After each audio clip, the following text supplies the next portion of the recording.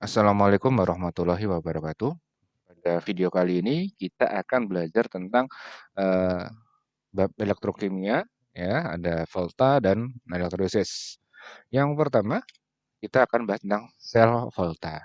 Nah, di slide ini atau tampilan ini sudah ada pengertian bahwa sel volta adalah sel yang menggunakan reaksi redoks spontan untuk menghasilkan arus listrik atau secara gampangnya mengubah reaksi kimia menjadi energi listrik. Di dalam sel volta ada beberapa istilah dan ada beberapa komponen yang harus dipahami. Yang pertama adalah ada kutub anoda, di mana muatannya itu negatif, dan di anoda terjadi reaksi oksidasi. Yang kedua adalah ada kutub katoda, di mana katoda ini memiliki muatan positif, dan di katoda terjadi reaksi reduksi atau reaksi penerimaan elektron. Kalau di anoda tadi oksidasi itu adalah reaksi pelepasan elektron. Nah, sebagai contoh adalah seperti ini. Ini ada reaksi antara Zn plus Cu2 plus menjadi Zn2 plus ditambah Cu. Jika reaksi ini spontan, maka akan menghasilkan listrik. Tetapi jika tidak spontan, reaksinya tidak akan berjalan dan tidak ada listrik yang dihasilkan. Untuk mengecek apakah reaksi ini spontan atau tidak, kita bisa menggunakan direct volta atau melihat potensial sel yang akan kita bahas di bagian selanjutnya. Nah, bisa diperhatikan di sini ada gambar yang menunjukkan bagian anoda dan katoda. Di gambar ini di kutub anoda kita menggunakan elektrode atau logam Zn. Sedangkan di kutub katoda kita menggunakan elektrode Cu atau logam Cu. Keduanya dihubungkan dengan sebuah kawat dan ada lampu indikator di tengah-tengahnya.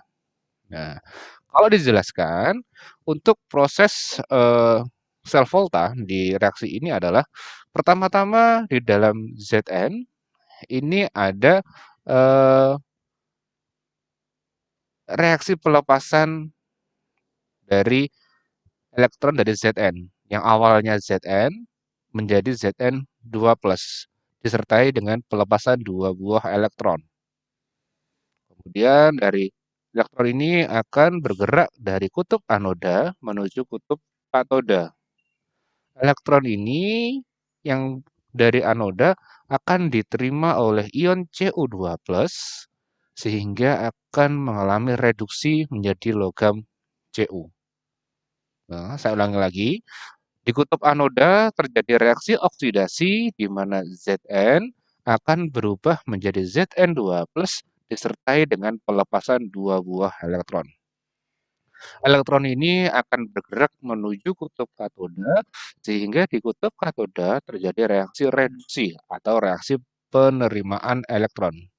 Elektron ini akan diterima oleh ion Cu2+, sehingga ion Cu2+ akan tereduksi menjadi logam Cu.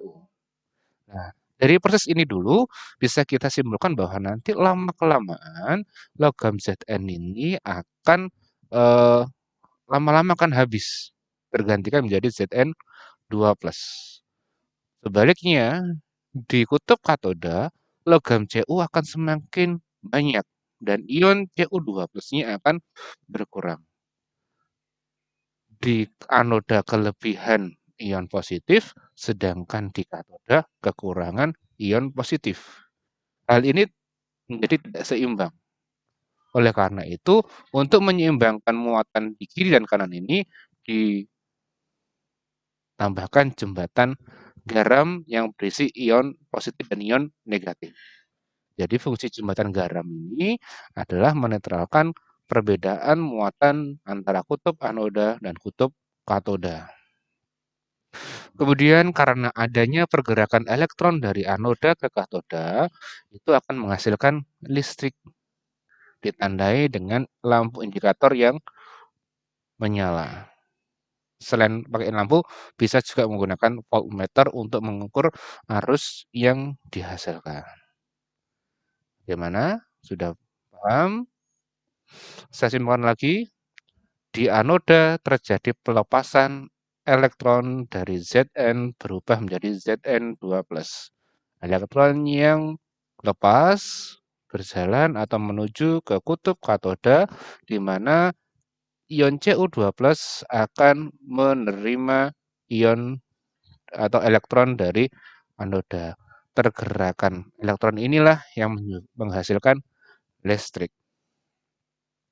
Kemudian dari reaksi ini kita bisa tuliskan menjadi notasi sel. Apa itu notasi sel?